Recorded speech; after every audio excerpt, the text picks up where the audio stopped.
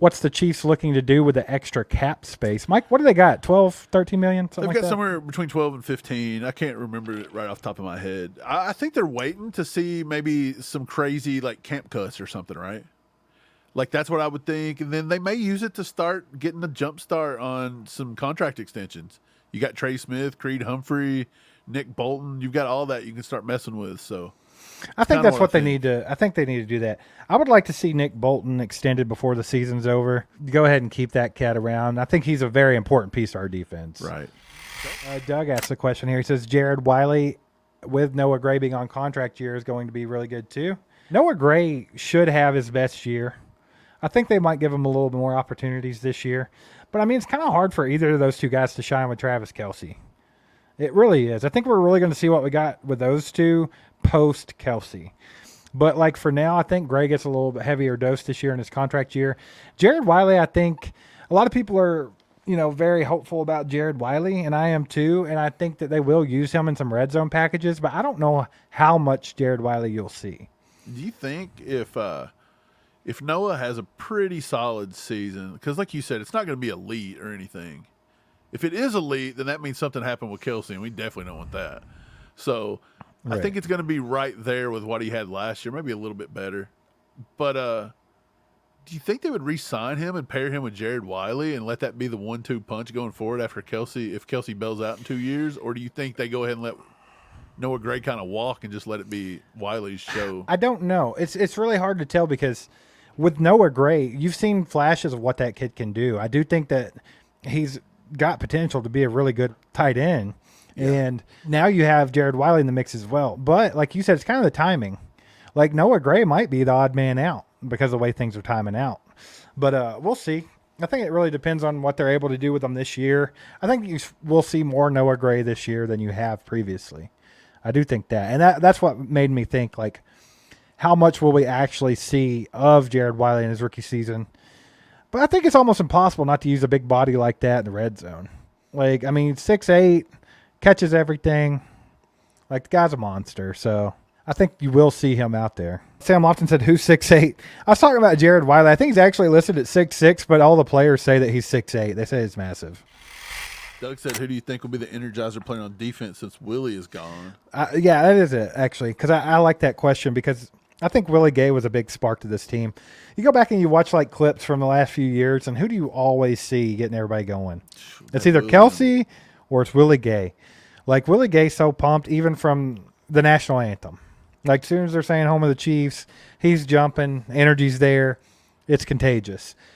I think that I mean, to a certain degree, though, you'll see Chris Jones doing that, too. So I You do do. think Chris Jones might be that guy. I'll tell you who it's going to be, though. I think I know who can do this. Drew Tranquil. He's got to be designated. This has to be designated. I think Drew Tranquil has that kind of energy. And I think now that he's a second year in, he's more comfortable. Yeah, he's a vet. He's like, he's ready. Like, he feels like he's part of the team. Like last year, like he was Absolutely. proving himself a little. Well, absolutely. But see, he did this last year in a different way. Nick Bolton went down with injury. Nick Bolton runs our defense. I mean, he's the quarterback of our defense. Steve Spagnuolo says so. Trust him. Well, guess who stepped in and did it seamlessly? The Green Dot himself. It was Drew Tranquil. So he kind of did that last year. I think he can take that void this year in a different way because, God willing, Nick Bolton plays every game this year. And Drew Tranquil is going to be out there as well. I think he seems like a hype kind of guy. I like it. Member for 2 months says, I'm hoping that the Chiefs don't do the wide receiver lottery. Like, dude, you and me both, John. We can't do – look, they can take 7. If you really want to take 7 again, go for it. I don't think they will personally. I think that was too much. But definitely trying to keep everybody in, out, in, and out. Like a hockey game is just not needed. We need people to develop chemistry. We need people to get in a – dude, just as a receiver anyway, like – I don't feel like you can run 3, 4, 5 routes and then come off the field for 5 or 6 more plays and come back on and off. I think you even got to get in your own individual rhythm. Yeah. Like you set DBs up. You learn how they guard in certain situations. You learn their body language, and you got to know how to beat it. And then if you're not even out there for 10 straight plays because you're trying to let Mecole Hardman get his snaps, like it's just, I don't know. But I don't think they should do it. I think they should go 6. And honestly, I want them to do a little bit more. I want them to look at it a little bit more youth, to be honest. Ray says 5 wide receivers this season. You think they'd cut it down to 5? I think 6 is a sweet spot.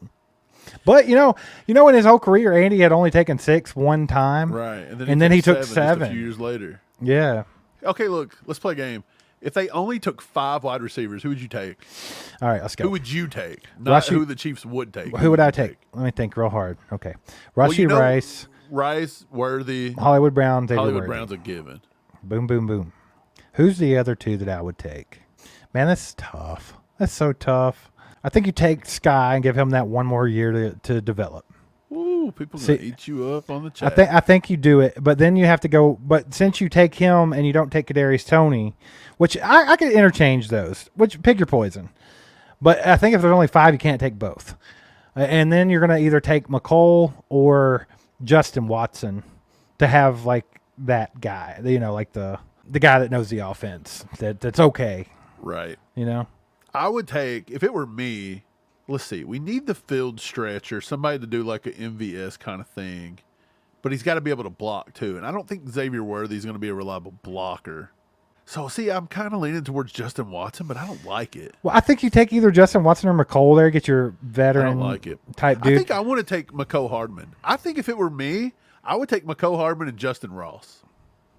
That's random. Not Mecole Hardman. I take Nico Remigio and Justin Ross as my 4 and 5. And I'll tell you why. Mike, you're just taking what's going to get everybody horned up. I see what you're doing here. Mike's blue chewing the hell out of y'all. Stop. I want 2 guys to see what their futures look like. I'm tired of it. We know what we're getting from Mecole. You know what you're getting from Justin Watson. You know what you get from Kadarius Toney. I mean, yeah, you still got some upside with Toney. Sky Moore's the exception. I still don't think he's hit the peak yet, but what is his peak? At the end of the day, how good can Sky Moore possibly get?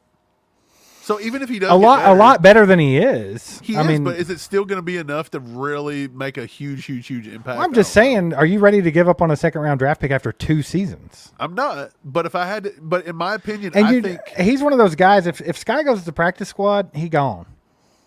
You don't get a second chance with that. Same with I'd say even Toney, people would snag up. I'm just saying. I want to see what Justin Ross could do if given a huge opportunity. Well, he gets to see it. He's been in there, though. And Nico Remigio, I think, has got potential. There's something about him. He knows how to get open. I went back and watched a preseason game against the Saints. I watched the preseason game against the Cardinals last year. I went back and watched the preseason games against the Browns. Nico Remigio found the way to get open in the zone. He was very route savvy. And to be honest, Amir Smith-Marset was too. And they just up and traded him. But he was pretty good at finding the way to get open back there. Well, you know, everybody looks pretty good at finding a way to get open when they're playing 3rd string on the other teams. Right, but look, Nico's not going to come in and play. He's not going to be the one. Look, man, if you your put Rices and all them are getting your I know, best but matchup. like what I'm saying, if they put Sky Moore, Kadarius Toney, Nico Remigio, and Justin Ross out there against in the preseason, left them out there the whole game, they're going to tear teams apart. Like they're going to look like they're Pro Bowlers, you know? Well, the thing is about Justin Ross is I think he's probably done in KC. I do too. I just don't know how. Because it's going to be I very don't know tough. How you get him in. I would keep him because, like I said, I still think he's got something there. But at the end of the day, we don't use receivers like him. We just don't.